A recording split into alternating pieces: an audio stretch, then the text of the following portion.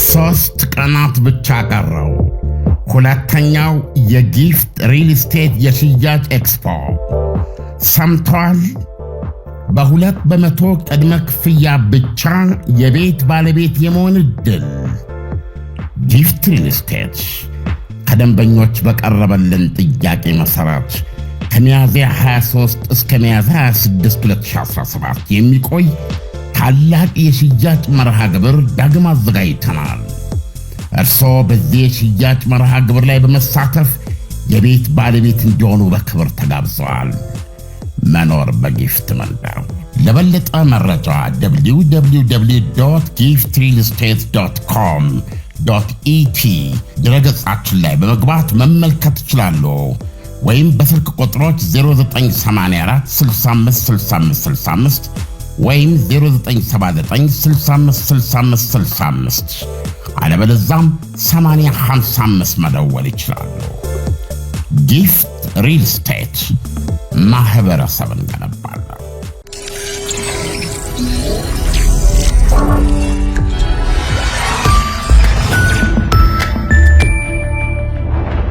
ይህ አዋዜ ሰበር ነው።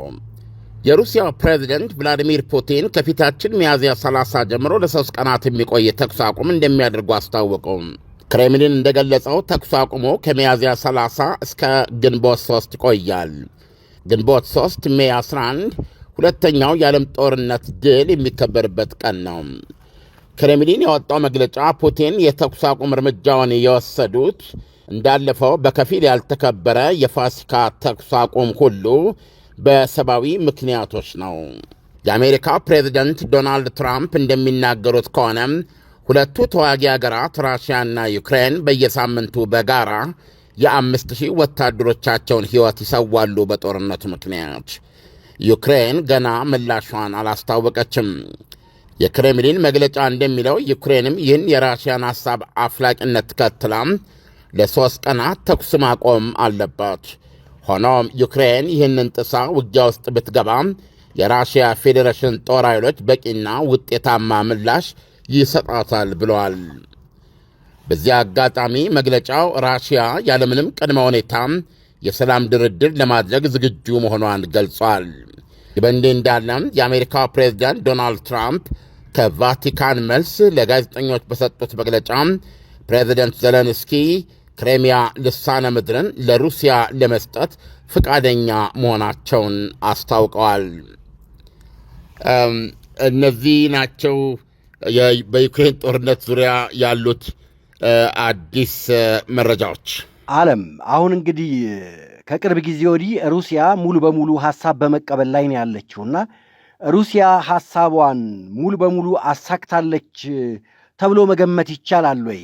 በቀጥታ ወደዚህ ስምምነት ውስጥ መምጣት የፈለገችበት እንደው ምክንያት ከዚህ የዘለለ ነው ብሎ ማሰብ ይቻላል ወይ? እንደገና ደግሞ የዩክሬኑ መሪ ዘለንስኪን ስንወስድ ከአሁን ቀደም በተደጋጋሚ ሐሳባቸውን ሲገልጹ የማይታሰብ የማይሞከር ነው፣ 4ቱንም ቦታዎች ሆነ ከአሁን ቀደም የተወሰደባትን ቦታ ጭምር ለድርድር አላቀርብም፣ ሕገ መንግሥት አይፈቅድም ብለው ነበርና አሁን በምን ሁኔታ ሊፈቅዱ ቻሉ? ፈቀዱ ብለን መደምደም አችልም። የዜና ባህሪ ሆኖ እከሌ ያሉ እንቶኔ ያሉ ነው የምንለው። አሁን ይህን ያሉት ፕሬዚደንት ዶናልድ ትራምፕ ናቸው።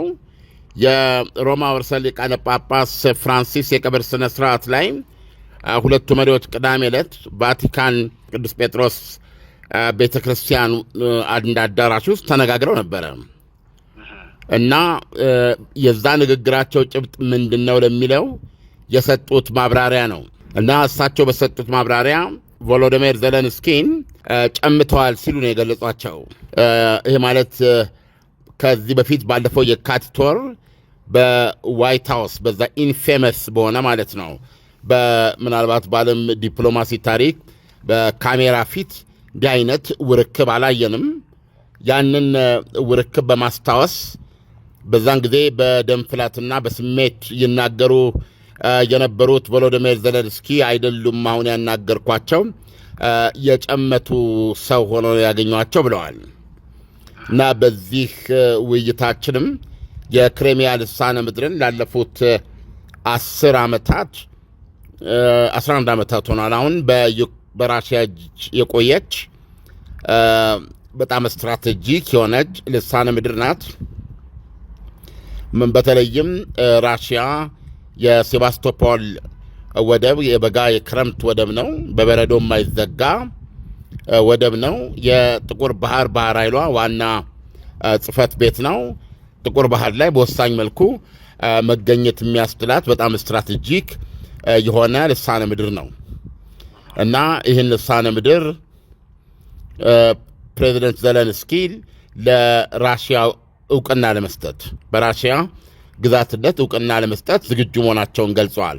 ይሄ ትልቁን ይህንን የዩክሬን ጦርነት ለማስቆም ፕሬዚደንቱ ላለፉት 100 ቀናት እየባዘኑ ነው የሚገኙት። ከዚህ አንጻር ጥረታቸው ፍሬ ሊያፈራ ቁልፍ ምዕራፍ ላይ ደርሷል የሚያሰኝ ነው።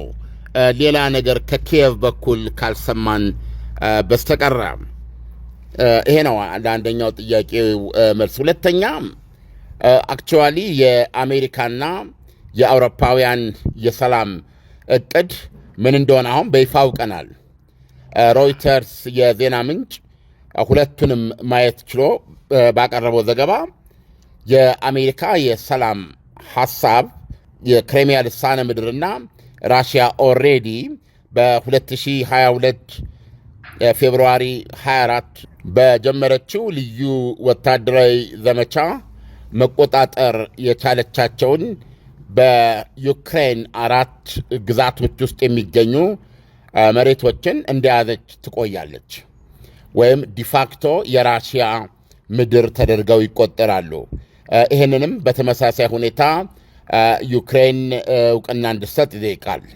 እንደውም የተለየ አረዳድ ኖሮኝ ካልሆነ በስተቀረ እነዚህ 4ቱ የዩክሬን ግዛቶች ኬርሶን፣ ዛፖሪዥያ እንደዚሁም ደግሞ ዶኔትስክና ሉሃንስክ ሲሆኑ የሉሃንስክን 95 በመቶ ኦልሬዲ በቁጥጥሩ ስር ነው የሚገኘው። ሮይተርስ ባቀረበው እና አየሁት ብሎ ባቀረበው ዘገባ ከሆነ የሉሃንስክ ግዛትን 100 በመቶ ነው የሚለው። ሉሃንስክ ቀሪውንም ክፍል 5 በመቶ ወር ከዛም በታች ሆነ በእጇ የሚገኘውን ወደ ራሽያ ለቃ ሉሃንስክን በተመለከተ ሙሉ ቁጥጥር ትወስዳለች የሚል ነው ራሽያ። ስለዚህ አሁን ይሄ በአሜሪካ በኩል የቀረበ ነው። ሌላው የዚህ በኔቶ ጉዳይ ላይ ያለውን ችግር የሚፈታው የዩክሬን የኔቶ አባልነትን አይቀበልም።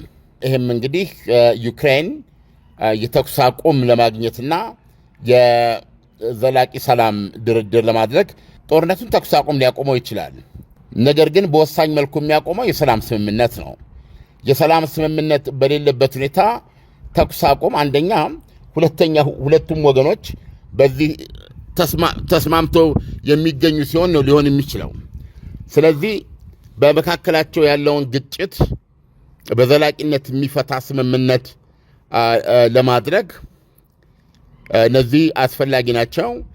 በኔቶ መስፋፋት ጉዳይ ላይ ራሽያ ያላት አቋም ይታወቃል። የዚህ ሁሉ ጦርነት መነሻው እሱ እንደሆነ ነው የምታቀርበው። በአሜሪካንም በኩል ይሄ መረዳት አለ። ስለዚህ አሜሪካ ዩክሬን በምንም ሁኔታ የኔቶ አባል አትሆንም የሚል ነው የሰላም ሐሳቧ። ስለዚህ እንግዲህ ዩክሬን እስካሁን በውጊያ የተያዙትን ግዛቶች በተጨማሪ ክሬሚያ ልሳነ ምድርን ለሩሲያ አሳልፎ የመስጠት ግዴታዎች አሉባት። በተጨማሪም የኔቶ አባል የመሆን ተስፋዋን መተው አለባት። ሌላው ስትሬንጅ የሆነው ነገር ሌላው የራሽያ ጥያቄ ዲሚሊታራይዜሽን የምንለው ነው። የዩክሬንን ጦር ወታደራዊ ቁመና ምን ይሁን ከዛ በኋላ የሚለውን ራሽያ የምታቀርበው ራሱን ለመከላከል በሚያስችለው አንደኛ ገለልተኛ መንግስት ነው የሚሆነው፣ የኔቶ አባል ያልሆነ ወይም አጌንስት ራሽያ ወይም የማይሆን ኃይል ነው እና ያ ኃይል የተወሰነ ቁጥር ያለውና የተወሰኑ ትጥቆች የሚኖረው እና ሰላማዊ ሀገር ወይም ገለልተኛ ሀገር እንዲሆን ነው ራሽያ የምትጠይቀው። ይህም በተመለከተ የአሜሪካ ሀሳብ የሚያነሳው ነገር የለም። ራሽያም እስካሁን እየሰጠች ባለችው የተለያዩ አስተያየቶች ውስጥ ይሄንን ቅድመ ሁኔታዋን ስታነሳው አንሰማም። ሌላው እንግዲህ ሮይተር የተመለከተው ደግሞ የዩክሬንና የአውሮፓን ካውንተር ፕሮፖዛል ነው። ይሄ የነሱ የሰላም እቅድ ደግሞ ከአሜሪካ በጣም ይለያል። ምንድን ነው የሚለው? መቅደም ያለበት የመጀመሪያው ነገር በሁለቱ አገሮች መካከል ተኩስ አቁም ስምምነት ማድረግ ነው ይላል። ያለምንም ቅድመ ሁኔታ ተኩስ አቁሙ ከተከበረ በኋላ ግዛቶችን በተመለከተ ምን ይደረግ፣ እንዴት እናድርግ የሚል ውይይት ሊካሄድ ይችላል የሚለው ይሄ ነው። በመሰረታዊነት ግልጽ የሆነ እውነቱን ለመናገር እንዴት ሊቀራረብ እንደሚችል አስቸጋሪ የሆነ የሰላም ሀሳብ ነው ይሄ። ዓለም አሁን አንድ ልጠይቅህ የምፈልገው ጥያቄ ምንድን ነው? ከአሁን ቀደም በተደጋጋሚ የአውሮፓ ህብረት ጣልቃ የመግባት ከፍተኛ ፍላጎት ነበረውና እሱም በዝምታ ውስጥ እያለፈ ነው ወይስ ለሱስ መፍትሄ የሚሆን ነገር ከአውሮፓ ህብረት ጋር ተወያይተዋል? ምክንያቱም ባለፈው እንደምታስታውሰው እኛ ከሩሲያ ምንም ነገር አንጠብቅም፣ ብቻ የተኩስ አቁም ስምምነቱ እንደተፈጸመ እንገባለን የሚል ሐሳብ ነበራቸው። ይህስ ሐሳባቸው ምን ላይ ደረሰ? በዚህ ጥያቄ ምክንያት ታስታውሰኛል። የአሜሪካ የሰላም እቅድ ውስጥ ሮይተር ያየውና የዘገበው ስለ ዩክሬን የደህንነት ዋስትና ይሄንን በእንግሊዝና በፈረንሳይ በሚመራው የፈቃደኛ ኃይሎች ጥምረት ላይ ይተወዋል እና ግልጽ አድርጎ ያስረዳል። የዩክሬን የደህንነት ዋስትናዋ በእንግሊዝና በአሜሪካ ፊት አውራሪነት ወደ 30 ሀገሮች የሚቀናጁበት የፈቃደኞች ህብረት እሱ ይሆናል፣ አሜሪካ የማትኖርበት ብሎ ነው የሚያስቀምጠው። ሌላው እንግዲህ ቅድም ጥያቄዎች ሁለት ናቸው። አንደኛው ለምሳሌ ቅድም ራሽያ በጽኑ ከምትቃወማቸው ነገሮች አንዱ የተኩስ ማቆሙን ተከትሎ በሰላም አስከባሪነት የሚገባ ኃይል በተመለከተ ራሽያ እንደው የሚገባ ኃይል ካል አንደኛ የአውሮፓ ኃይል የምትለው ከጥያቄ ውጭ ነው እና ሌላ ኃይል እንኳ በተባበሩት መንግስታት ይባል በምናምን የሚገባው ኃይል ያልታጠቀ ነው መሆን ያለበት ነው የምትለው እና እንዳልኩ ይሄ ወታደራዊ ቁመና ፈጥሮ የሚከታተል ሳይሆን በዚህ በሁለቱ የ1000 ኪሎ ሜትር ድንበር ላይ አሁን አዲሱ ድንበራቸው የሚሆነው የጦር ግንባሩ በዛ የጦር ግንባር ላይ ማተነኮሰ እንትሩን አላከበረም የሚለውን ነገር ሊከታተልባቸው የሚያስችሉ ሎጂስቲኮች የተሟሉለት ያልታጠቀ ኃይል ነው ሊሆን የሚችለው ነው ያለችው እንጂ አንድም የእንግሊዝን መለዮ ያጠለቀ ወይም የፈረንሳይን ፊልድ ጃኬት የደረበ ወይም የጀርመንን ቦርቸል የተጫማ የዩክሬንን ምድር ረገጠለት ያን ጊዜ ጦርነቱ ወደ ሌላ መልክ ይዛል የሚል የራሽያ ማስጠንቀቂያ አለ። ይህም በተመለከተ በእንግሊዝና በፈረንሳይ በኩል የሚሰጠው ምላሽ የፈረንሳዩ ፕሬዚደንት ማክሮን ሲጀመር ይህን የማሳወቅ ግዴታ የለብንም ፍቃድም አንጠይቅም ከራሽያ ብለዋል እና ጥያቄው የሚቀርብልን እኛ ከዩክሬን ነው። ከዩክሬን ሲቀርብልን እንገባለን። አሁን ደግሞ እያሉ ያሉት ምዕራብ ዩክሬን ውስጥ ነው እንሆናለን የሚሉት። ለነገሩ ምስራቅ ዩክሬን የሚባል ከሞላ ጎደል የለም። ምስራቅ ዩክሬን ማለት ዶንባስ የምንለው ሉሃንስክና ዶኔትስክ ነው እና ፕሮባብሊ ከዶኔትስክ የሚተርፈው ከ25 እስከ 30 በመቶ የሆነ ግዛት ብቻ ነው። ያ ነው የዩክሬን ምስራቃዊ ክፍል የሚባለው። አለበለዚያ ሌላው የለም፣ በእጁ አይገኝም።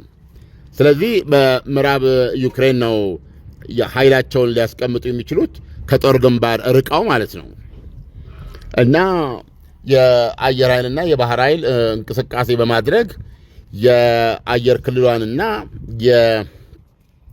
የባህር ክልሏን ደህንነት እንጠብቃለን። መሬት ላይ ደግሞ በዚህ በተዘረጋው ጦር ግንባር ላይ ራሽያ ምንም አይነት ትንኮሳ ለማድረጓን እንከታተላለን ያሉት። የእንግሊዙ ስታርመር ያሉት ግን ፑቲን ወንድ ነው፣ ዋንስ ተኩስ አቁም ተደርጎ ከዛ በኋላ እንደለመደው ዩክሬን ይሄን ተኩስ አቁም ጥሶ ጥቃት ጀምራለሁ ወይም የሆነ ነገር አደርጋለሁ ቢል ጨዋታው ከኛ ጋር ነው የሚሆነው ነው ያሉት። ስለዚህ ትንሽ ይሄን በተመለከተ አንዳንድ አስቂኝ ነገሮች አሉ ማለት ነው። ለምን ያልከኝ እንደሆነ አሜሪካ በዚህ ጉዳይ ላይ እንደማትኖርበት ግልጽ አድርጋለች። የሰላም ሐሳቧም ላይ ተቀምጧል። በጣም የሚገርምህ አውሮፓውያኑ ያሰቡት መጀመሪያ ያለ ቅድመ ሁኔታ ተኩስ አቁሙ እንዲከበር ነበር። ይሄንን አሁን ለምሳሌ አናቅም ውጤቱን። አሁንም ዘለንስኪ ክሬሚያ ልሳነ ምድርን አሳልፈው ለመስጠት ፈቃደኛ ሆነዋል ያሉን ፕሬዚደንት ዶናልድ ትራምፕ ናቸው። ታውቃለህ፣ በዚህ ወይም ዛሬ ብሽት በሚያደርጉ ንግግር አናውቅም ዘለንስኪ ሊሉ የሚችሉትን። ይሄ እውነት ሆኖ ባይገኝ እና ኪየቭ ያለችበት የአውሮፓ ሐሳብ ላይ ከጸናች ግን ምን መሰለ የሚሆነው፣ እነሱ የጠየቁት ያለምንም ቅድመ ሁኔታ መጀመሪያ ተኩስ አቁሙ ነው የሚከበረው። ተኩስ አቁሙ ከተከበረ በኋላ ከዛ በኋላ ግዛቶቹ ምን ይሆኑ በሚለው ላይ እንወያያለን፣ ውይይት ይጀምራል የሚሉት። የእነሱ ስትራቴጂ ምን ነበረ? ተኩስ አቁሙ እንደተጀመረ እንዳልኩ ይሄ የፈቃደኞች ህብረት ቅንጅት የተባለው ኃይል በተወርዋሪነት ይገባል ማለት ነው ዩክሬን። ራሽያ አይሆንም እያለት ቀይ ብታበራም ማለት ነው። አያም በአየር በምድር በባህር ይገባል ማለት ነው። ከዛ በኋላ ዲፋክቶ የአውሮፓና የራሽያ ውጊያ ሊፈጠር የሚችልበትን ሁኔታ ይፈጥራል። አንደርስታንዲንጉ ምንድን ነው? እነዚህ ሁለት ኃይሎች በሙሉ ኃይላቸው ወደ ውጊያ ገቡ ማለት ምንድን ባለው ዶናልድ ትራምፕ ሊያቆሙት የመጡት ጦርነት በወሳኝ መልኩ ተጋጋመ ማለት ነው። እና ይሄንን ሲናሪዮ ደግሞ አንዳንዱ ሲያስረዱ ይሄ ከሆነ ራሽያ ይመቻታል ይላሉ። ምክንያቱም በብዙ በሎጂስቲክስ ደረጃ እነዚህ በተለይ በጣም ከፍተኛ ውጊያ ለማድረግ የሚያስችሉ በኤርፎርስ ብትል፣ በዚህ በባህር አውሮፕላን ተሸካሚዎች ብትል፣ እነዚህ ጃንት በሆኑ ነገሮች ያለ አሜሪካ ያንን አይነት ውጊያ ለማድረግ አሁን አውሮፓ ዝግጅት የለውም ነው የሚሉት። ገብቷል። ቢያንስ 5-6 ዓመት ያስፈልገዋል ወደዚህ ሁኔታ ለመድረስ። እንደዚህ ውስጥ ቢገባ ራሽያ ቀጥታ የምታደርገው አሁን ያለው ውሱን ምጥንና የሆነ ዓላማ ላይ ያነጣጠረ ጦርነት ይቀርና ቤላሩስን ይዛ በቀጥታ ኪየቭን ቆርጦ መቆጣጠርና እንዳለ ዩክሬን ወደ መውሰድ ነው የምትሄደው። ለምን ከዛ የባሰ ነገር የሚመጣባት ነገር የለም። ኦልሬዲ 700,000 ጦር አላት ዩክሬን ውስጥ። አየህ፣ አውሮፓ ውስጥ ትልቅ ቁጥር ያለው ሰራዊት የዩክሬን ነው በአሁኑ ሰዓት። አይገርምም? እና በኔቶ ውስጥ ደግሞ አሜሪካ ያለችም ከአሜሪካ ቀጥሎ የማን ነው? የቱርክ ነው። አየህ፣ ስለዚህ ይሄ ሲናሪዮ ራሽያ በሙሉ ኃይሏ ልታጥለቀልቀው ትችላለች ይላል ጦርነትን። ብዙዎች የሚሰጡት አስተያየት ይሄ ነው። ስለዚህ የኒውክሌር ሲናሪዮ ደግሞ እዚህ ጋር ያን ያህል አሳሳቢ ላይሆን ይችላል። ምክንያቱም የምድራችን የኒውክሌር ፓወር ሀገር ራሽያ ናት። አዎ እንግሊዝና ፈረንሳይ የራሳቸው የተመጠነ የኒውክሌር ኃይል አላቸው። ከራሽያ ጋር የሁለቱ ቢደመር 1/5 ቢሆን ነው፣ 1/10 እንኳ አይደርስም። ስለዚህ ይሄ ሌላ አይነት የጦርነት ሲናሪዮ የሚያመጣ ሆኖ ነው የተቀመጠው። ይሁንና አውሮፓውያኑ ግን አሁን ያቀረቡት የተኩስ አቁም ቢደረግ ዲፋክቶ የበርሊንን ግንብ እንፈጥራለን። የበርሊን ግንብ ተፈጠረ ማለት ምስራቁን ራሽያ ይዛለች፣ ገድግዳለች። በምዕራቡ በኩል ምዕራባውያኑ አሉ። አለቀ በቃ፣ አትነካካም። ከተነካካ ጨዋታው በኒውክሌር ነው የሚሆነው። ልክ እንደዛ ሁሉ ያንን ግድግዳ ይሰሩና አሁን ዩክሬን የኔቶ አባል ሁኚ አቱኚ የሚል የአስፈጻሚነት አቅም አይኖራትም ራሽያ። ሁለተኛ ጦሯ ቁጥሩ ምን ይሁን ምን ይታጠቅ አይታጠቅ መወሰን አትችልም ራሽያ። ቤዚካሊ ጦርነቱ የአውሮፓና ራሽያ ነው የሚሆነው። ስለዚህ ያ አሁን አዲሱ ድንበር የጦር ግንባራቸውን ተከትሎ የሚመጣው አዲሱ ድንበራቸው የበርሊን ግንብ ይሆናል ማለት ነው። ይሄ ነው በአውሮፓውያን ዘንድ የተራመደውም ያቀረቡትም የተኩስ አቁም ስምምነት ይህንን የሚል ነበረ። ፕራክቲካሊ እዛ ወረቀቱ ላይ እንደዚህ ተብሎ ተጽፏል አይደለም። በቋሚነት የሚሰጡት መግለጫ በዚህ በኩል አለ። የሰላም ሀሳባቸው ላይ ያለምንም ቅድመ ሁኔታ መጀመሪያ ተኩስ አቁም ይከበር ነው የሚሉት። አብሮ ራይም የሚያደርግ ነው ይሄ ንግግራቸው። አሜሪካ ግን አሁን እዚህ ላይ ምንድነው ያደረገችው? እነዚህ ስምምነቶች ካደረገች በኋላ ከዚህ ቀጥሎ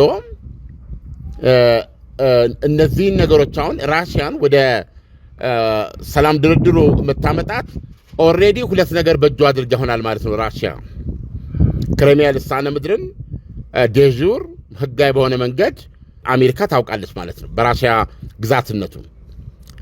ዩክሬን በራሽያ ግዛትነት ካወቀች የህገወጥ ጥያቄነት ሊያነሳበት የሚችል ማንኛውም ኃይል የለም።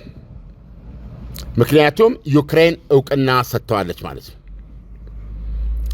የአሜሪካ የሰላም ሀሳብ ይህንን ለራሽያ ያስገኛል። ፕሬዚደንት ዶናልድ ትራምፕ የተናገሩት ትክክለኛ ሆኖ ከጸና ዘለንስኪ ይህን ጦርነት ለማስቆም ክሬሚያ ልሳነ ምድር የሩሲያ መሆኑን ያውቃሉ ማለት ነው። ይሄ ማለት ሴፊኒ በራሽያ ግዛትነቱ ላይ የሚነሳ ምንም አይነት ተቋሞ የለም ማለት ነው። ስለዚህ ዓለም አቀፋዊ እውቅና አውቶማቲክ ይሆናል ማለት ነው። የመጀመሪያዋ ይህንን እውቅና የምትሰጥ አገር ከዩክሬን ቀጥላ ራሷ አሜሪካ ትሆናለች ማለት ነው። በዚህ በጦርነቱ ያዘቻቸውንም የዩክሬንን 20% የሚሆን ግዛት በእጇ ታስገባለች ማለት ነው። እነዚህን ይሰጣታል። የኔቶ አባል እንዳትሆንም ለጥያቄዋን ይመልሳል ለራሽያ። ነገር ግን ከዛ በኋላ ላሉ የዲሚሊታራይዜሽን ለምትለው እንደዚህ አይነት ነገሮች ጉዳዩን በዚህ ነው የሚተወው ያለው ሁኔታ ነው። አሜሪካ እስካሁን ድረስ ራሽያም በዚህ ጉዳይ ላይ ያሰማችው ነገር የለም። አይ ቲንክ ጥያቄዎችን መልሻለሁ ኢሳያስ። አዎ ዓለም፣ ለትንታኔው አመሰግናለሁ። መልካም ምሽት ይሁንልህ። መልካም ምሽት። 3 ቀናት ብቻ ቀረው። ሁለተኛው የጊፍት ሪል ስቴት የሽያጭ ኤክስፖ ሰምተዋል። በ2 በመቶ ቅድመ ክፍያ ብቻ የቤት ባለቤት የመሆን ዕድል። ጊፍት ሪል ስቴት ከደንበኞች በቀረበልን ጥያቄ መሠረት ከሚያዝያ 23 እስከ ሚያዝያ 26 2017 የሚቆይ ታላቅ የሽያጭ መርሃ ግብር ዳግም አዘጋጅተናል። እርስዎ በዚህ የሽያጭ መርሃ ግብር ላይ በመሳተፍ የቤት ባለቤት እንዲሆኑ በክብር ተጋብዘዋል። መኖር በጊፍት መንደር። ለበለጠ መረጃ www.giftrealestate.com.et ድረገጻችን ላይ በመግባት መመልከት ይችላሉ። ወይም በስልክ ቁጥሮች 0984 65 65 65 ወይም 0979656565 አለበለዚያም 8055 መደወል ይችላሉ። ጊፍት ሪል ስቴት ማህበረሰብን ገነባ።